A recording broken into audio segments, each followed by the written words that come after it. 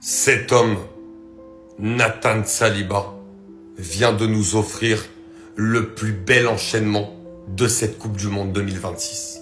J'arrive pas encore à retrouver l'image, les gars, peut-être c'est trop récent. Mais juste avant cette passe exceptionnelle, qui plus est en hauteur, pour aller trouver David Promise qui venait de rentrer, le contrôle qu'il effectue juste avant. On parle d'un ballon qui arrive sur 40 mètres. Le contrôle qu'il fait pour enrhumer le défenseur. Regardez avec le contrôle où se retrouve le défenseur suisse. Tellement le contrôle lui reste dans les pattes. Et ensuite, il enchaîne. Contrôle, la balle ne touche pas le sol. Contrôle pied droit, pied gauche, la passe pour aller trouver directement David Promise. Un but qui a permis au Canada de réduire la marque. Malheureusement, le Canada n'aura pas finalement réussi à s'imposer contre la Suisse. Et c'est un résultat évidemment décevant pour les Canadiens puisque s'ils terminaient premiers, ils jouaient le 16e de finale et le 8e de finale dans leur pays. En finissant deuxième, ce sera malheureusement pas le cas. Mais au moins, tout le stade aura pu voir, ce beau stade de Vancouver, sa pépite Nathan Saliba réaliser le plus bel enchaînement du tournoi.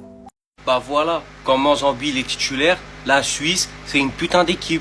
Et voilà, Murat Yakin, ce gros débile, il l'a enfin compris, les frères. Et aujourd'hui, quelle victoire de la Suisse. Franchement, si Mbolo n'est pas un bicraveur d'occasion, franchement, c'est 5 ou 6-1 normalement. Franchement, on a assisté à un bon match entre deux équipes, franchement, qui se valaient franchement au niveau du niveau, quoi. C'est une phrase très française, ça s'entend. Mais les deux équipes, ça se valait de fou. Et honnêtement, le Canada aurait pu gagner ce match s'ils avaient peut-être plus d'envie, plus de qualité technique. Mais franchement, la Suisse, elle a été complètement au-dessus. Et honnêtement, c'est totalement mérité cette victoire. Dans l'autre match de ce groupe, la Bosnie a battu le Qatar 3-1. Et bon, pour le moment, la Suisse est assurée d'être première. Voilà, de toute façon, c'est la fin des matchs. J'ai envie de vous dire, elle peut que être assurée. Le Canada est deuxième et la Bosnie pourra peut-être se qualifier dans les meilleurs troisièmes normalement avec 4 points et moins un but. Normalement, ça devrait le faire. Et le Qatar, encore une fois, éliminé de la Coupe du Monde. Mais bon, cette fois-ci, au moins, ils auront fait l'exploit de prendre un point face au Canada. Non, c'est face à la Suisse, pardon. Mais voilà, au moins, ce groupe B, il est scellé. Les gars, ça fait 3 semaines que je vous en parle. Même il y a 2 mois, j'avais fait une vidéo sur lui. Quand est-ce que vous allez comprendre que ce mec-là n'est pas comme les autres? Ce mec-là n'est pas humain. Johan Manzambi. Les gars, mais il sort d'où ce mec? En fait, là, si aujourd'hui tu te branches sur le match, tu regardes le match de Manzambi, tu te dis, mais il est titulaire au PSG, à Manchester, il est titulaire à City, à Arsenal, où vous voulez. Mais non, c'est un milieu de Fribourg. Les gars, Johan Manzambi, 1 but, une passe D. La semaine dernière, 2 buts. Pour le premier match de la Suisse contre le Qatar, c'est lui qui fait une super bonne entrée qui redynamise, on va dire, cette fin de match malgré l'égalisation du Qatar. Du coup, le deuxième match la semaine dernière, titulaire, il rentre en jeu, il met un doublé. Ce soir, obligé, titulaire. Qui est là ce soir? Johan Manzambi, les gars. 1 but, une passe D. Les gars, on parle d'un 2005 qui joue à Fribourg, qui a mis 7 buts, 6 passes D, qui est évalué par Transfermarkt à 40 millions d'euros, qui est titulaire en Allemagne, qui vient de faire une finale d'Europa League malheureusement perdue, mais où il avait été excellent. Il a marqué en demi-finale d'Europa League un super but avec Fribourg. Et les mecs, en fait, je sais pas. Je sais pas s'il est milieu, s'il est ailier, s'il est avant-centre, s'il est 10, s'il est 8. En fait, je pense qu'on a rarement vu un joueur aussi hybride. Il a un numéro 9 sur son maillot. Quand il rentre 10, il rentre ailier. À Fribourg, il joue 6, il joue 8. Il a dépanné en tant que numéro 10. En fait, ses qualités font que des milieux comme ça, à l'heure actuelle, surtout s'il fait une bonne Coupe du Monde et que c'est un 2005, ça vaut 80 millions. Les gars, c'est juste le football actuel. Quand t'es jeune, t'es aussi boosté et tu peux jouer partout. Tu peux jouer vraiment dans n'importe quel club du monde. Les gars, c'est que le début. Johan Manzambi, j'en parlais il y a 2 mois. J'en ai parlé la semaine dernière avant la Coupe du Monde. Les gars, vous allez comprendre. Ce joueur-là, il est spécial et il a de l'or dans les pieds. Johan Manzambi 2005, les frères. Actuellement, la révélation de ce mondial 2026, c'est lui et personne d'autre. Nous, on connaît déjà parce qu'il a l'habitude d'être méchant à chaque fois qu'il affronte le Bayern. Cette saison, c'est pas moins de 2 buts en 2 matchs contre nous. Mais aujourd'hui, ça va bien au-delà de ça parce que Joan Manzambi est clairement en train de se faire connaître aux yeux du monde avec pas moins de 4 goal assists en seulement 3 matchs. Sauf que le truc, c'est qu'il a démarré la compétition sur le banc et sa place de titulaire, il est parti la prendre de force. Parce qu'après sa rentrée fulgurante face à la Bosnie où il va mettre un doublé, aujourd'hui, il est titulaire et il est impliqué sur les 2 buts de la Suisse. La Suisse gagne 2-1, passeur sur le premier but pour Vargas encore une fois. Et sur le deuxième, servi par Mbolo, qui a fait un gros travail dos au jeu, il va finir. Et avec cette victoire aujourd'hui, la Suisse prend la première place de ce groupe, alors qu'ils avaient très mal démarré avec un nul face au Qatar. Mais la rentrée de Manzambi dans ce 11 a changé beaucoup de choses, et les piliers aussi ont été pour beaucoup. Parce que Xhaka, que ce soit face à la Bosnie ou encore une fois aujourd'hui, tous les ballons passés par lui, il était super important dans la cœur du jeu.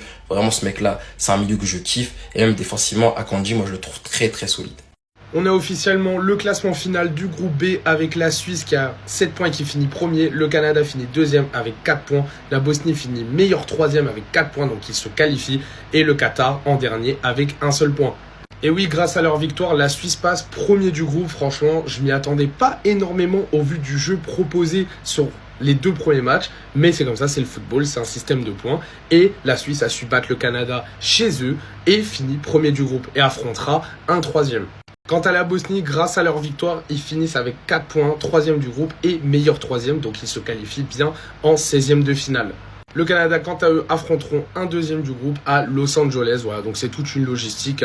Je sais pas comment vraiment ça s'organise, mais en tout cas, le Canada affrontera un deuxième. Il me semble c'est le Mexique ou un autre deuxième. Non, les gars, je sais plus franchement en termes de logistique, mais ils affronteront bien un deuxième d'un autre groupe. Pour ce qui est de la Suisse, ils affronteront normalement la Corée du Sud qui va probablement finir deuxième du groupe A, donc du groupe du Mexique. Ah ouais, mais les gars, j'avais prévenu en fait. Je vous avais dit que ce mec n'avait rien à faire sur le banc de la Suisse. Après avoir déjà mis un doublé face à la Bosnie, il réitère passe décisive pour Ruben Vargas. Parce que oui, il fallait la faire la passe. Pareil, ce mec-là, 2 buts, une passe D depuis le début de la compétition. En Zambie, tu lui parles de passe décisive, il va te parler de but. 3e but dans la compétition pour lui. Très très bien servi par Mbolo qui fait tout le travail. Ensuite, lui, il vient placer cette frappe croisée. Juste y avoir la réduction du score par l'attaquant de l'Union Saint-Gilloise, Promise David. Il va laisser de l'espoir aux Canadiens dans cette fin de match qui, après de multiples tentatives dangereuses, n'arriveront pas à égaliser face à la Suisse. C'est donc sur ce score de 2-1 que la Suisse prend la tête du groupe B. La Suisse affrontera un meilleur troisième tandis que le Canada jouera contre le premier du groupe A, c'est-à-dire très certainement le Mexique. 20 piges. 20 piges. Et je peux déjà dire qu'il y a une Suisse avec et sans lui. Yoan Manzambi. En moins de 90 minutes au mondial, c'est 3 buts et une passe D. C'est le jeune de moins de 21 ans le plus décisif dans tout le tournoi, le meilleur buteur des moins de 21. Et aujourd'hui, il est venu offrir la qualif avec un but et une passe D. La première place du groupe, qui au passage d'ailleurs pour les Algériens, vous l'avez compris, si on réussit à aller chercher cette 3e place qu'on désire tant pour éviter l'Espagne, ça sera pour affronter la Suisse. Double MVP. Non, là, c'est pas lui qui danse. C'est Fribourg qui danse en sachant les offres qu'ils vont recevoir cet été. Mais après, beaucoup de lumière sur Manzambi. Mais faut parler de la Coupe du Monde de Gregor Kobel. Très sous-coté dans les gardiens, parce qu'on a parlé des gardiens des plus petites équipes qui ont empilé les arrêts. Mais sa Coupe du Monde à lui, le nombre de buts qu'il a sauvés pour la Suisse, parce que si la Suisse c'est 2 victoires et un nul pour 0 défaite, je vous assure que ce monsieur n'y est pas pour rien. Regardez, face à face avec Kyle Larin, il a voulu le dribbler. Bon, il était hors jeu, mais quand même. Même comme ça, il l'a pas laissé passer.